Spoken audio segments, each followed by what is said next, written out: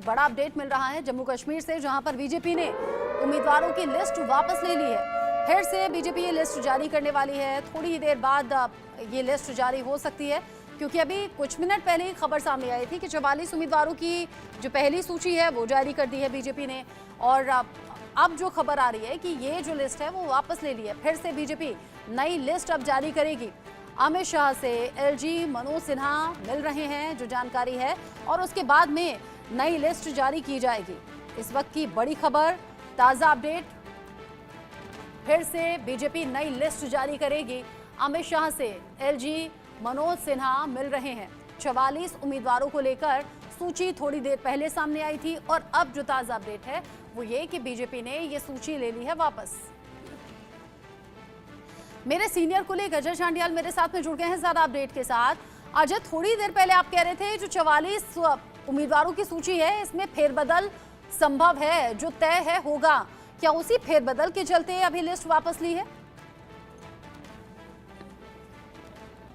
देखिए, बिल्कुल आपको बता दूं कि जिस तरीके से बीजेपी ने आज सुबह ही जो है नामों की घोषणा कर दी थी, उसके बाद अभी लिस्ट को जो है वो वापस लिया गया है। वापस लेने का मकसद जो है ये बताया जा रहा है कि कुछ बदलाव इनमें हो सकते हैं। हमारे साथ जम्मू लद्दाख के सांसद और बीजेपी के वरिष्ठ नेता नामग्याल साहब हैं, उनसे बात करते हैं। नामग्याल साहब, बीजेपी के नेताओं की जो कैंडिडेट हैं, भावी कैंडिडेट होने थे, उनकी लिस्ट जारी की गई थी, उसे विड्रॉ किया गया था। क्या प्रोसेस इसमें इन्वॉल्व रहता है जो है जब कैंडिडेट सेलेक्ट किए जाते हैं, या उसमें कोई गलती हुई थी इसलिए वापस ले? नहीं, कैंडिडेट लिस्ट अनाउंस करना या उसको होल्ड करना नहीं करना, इसको लेके भारतीय जनता पार्टी के जो ऑफिशियल स्पोक पर्सन है वो प्रतिक्रिया करेंगे। मगर क्या लगता है, आप भी सांसद रहे हैं, कहीं लगता है कुछ बदलाव होने की? मुझे जम्मू कश्मीर के जो यहाँ के लोकल क्या हालात है उसके बारे में ज़्यादा मुझे जानकारी नहीं है, लेकिन मैं यहाँ कैंपेन में मदद करने के लिए मुझे काम दिया था, इसलिए मैं यहाँ आया हूँ। बाकी ऑफिशियल डिसीजन क्या लिया है, क्या लेना है, वो ऑफिशियल जो है औपचारिक रूप से ऑफिशियली बताएंगे। रचना, मैं आपको बताऊं, दरअसल ये हो रहा था कि बीजेपी के जो कुछ नाम जो नए सामने आए थे उसमें कुछ बदलाव होने की जो है उम्मीद बताई जा रही थी। हम बीजेपी के इस वक्त कार्यालय में ही हैं, और आप देखेंगे जब से ये लिस्ट जो है अनाउंस हुई है उसके बाद से कहीं ना कहीं काफ़ी चीज़ें जो हैं वो देखने को मिल रही हैं कि काफ़ी नाम जो है बदलाव उसमें किए गए थे। लगभग 34 ऐसे नाम हैं 44 में से जिनको नए जो है वो नाम ऐड किए गए थे, जिसके बाद कहीं ना कहीं ये माना जा रहा था कि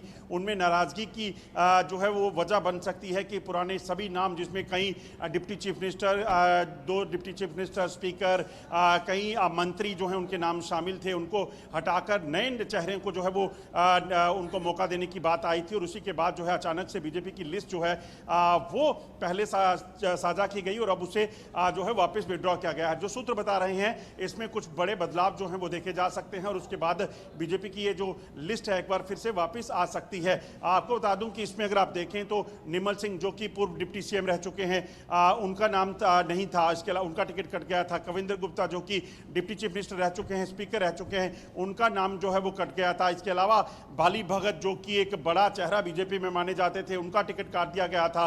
इसी तरीके से आप देखें तो कई ऐसे बड़े नाम जो जम्मू कश्मीर की राजनीति और बीजेपी में जो है बड़े पुराने नाम माने जाते थे, उन सबको हटाकर जो है वो नए चेहरों को मौका इसमें दिया गया था।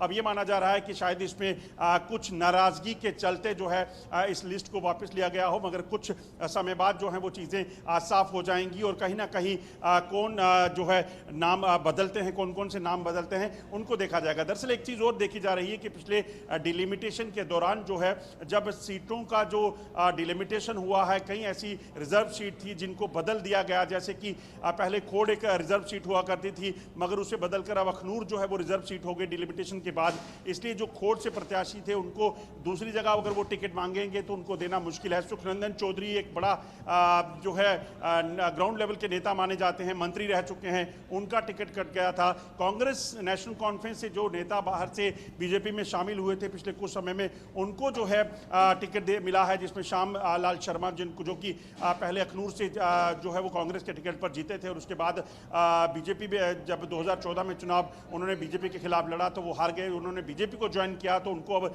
नॉर्थ जम्मू से जो है वो टिकट मिला है। देवेंद्र सिंह राणा नेशनल कॉन्फ्रेंस में बड़े वरिष्ठ पद पर थे, प्रोविंशियल प्रेसिडेंट थे, वो नगरोटा से एमएलए थे, उनको नगरोटा से बीजेपी का टिकट मिला। तो ऐसी चीज़ें मानी जा रही हैं कि शायद इस चीज़ को लेकर कुछ जो टिकट जिन लोगों को दिया गया है, पुराने जो चेहरे थे उनमें कोई नाराजगी की वजह हो सकती है और उसी के कारण जो है इस टिकट को वापस विड्रॉ किया गया है और कुछ समय बाद ये टिकट वापस आ सकती है, इसकी जो है वो संभावनाएं जताई जा रही हैं। अजय, लेकिन जब सुबह आपने इस खबर को लेकर अपडेट दिया था, आपने कहा बदलाव तय हैं, अभी कुछ इसमें बदलाव होंगे क्योंकि कई नाम इसमें गायब हैं, कई नामों का जिक्र इसमें नहीं है, कई लोगों की नाराजगी हो सकती है। लेकिन सवाल फिर ये है कि जब जब लिस्ट सामने आती है, आला कमान के जरिए चर्चा होती है, चर्चा अलग अलग स्तर पर होती है, तब लिस्ट सामने आती है। तो क्या ये चर्चा पहले नहीं की गई थी? क्योंकि लिस्ट आना, फिर वापस ले लेना, फिर ये कहना कि थोड़ी देर बाद लिस्ट सामने आएगी, इससे कुछ असंतोष की खबर नहीं है क्या? देखिए, बिल्कुल इस चीज़ की संभावना तो बिल्कुल जताई जा रही थी, क्योंकि जब हमने सुबह भी इस चीज़ को ब्रेक किया था तब भी हमने बताया था कि इस चीज़ की संभावना है कि जिस तरीके से ये लिस्ट आई है उसमें सोचिए कि लगभग 80% जो है वो नाम बदले गए थे। अगर आप देखें तो जिस तरीके से जम्मू कश्मीर में पिछले कुछ समय में जो राजनीतिक बदलाव देखे गए हैं, उन बदलावों के तहत अगर आप देखें तो किस तरीके से नए लोगों को जो मौका मिला, उसमें हालांकि कई लोग खुश हैं, मगर जो पुराने नेता हैं, निर्मल सिंह की बात की जाए जो कि पहले संघ में हुआ करते थे, उसके बाद भारतीय जनता पार्टी में लंबे समय से जो है वो जुड़े हुए थे। उसके अलावा अगर आप देखें तो कविंद्र गुप्ता की बात की जाए, मेयर रह चुके हैं जम्मू कश्मीर के। इसके अलावा अगर बात की जाए तो कई और ऐसे बड़े नाम जो हैं वो इसमें शामिल हैं। हमारे साथ डॉक्टर प्रदीप हैं, उनसे दो शब्द जानने चाहिए कोशिश करेंगे। डॉक्टर साहब, आपसे जानना चाहूँगा, क्या लग रहा है लिस्ट में बदलाव, कोई असंतोष कुछ लोगों के नाम जिनके आए थे उनमें हो सकता है इस वजह से किया जा रहा है?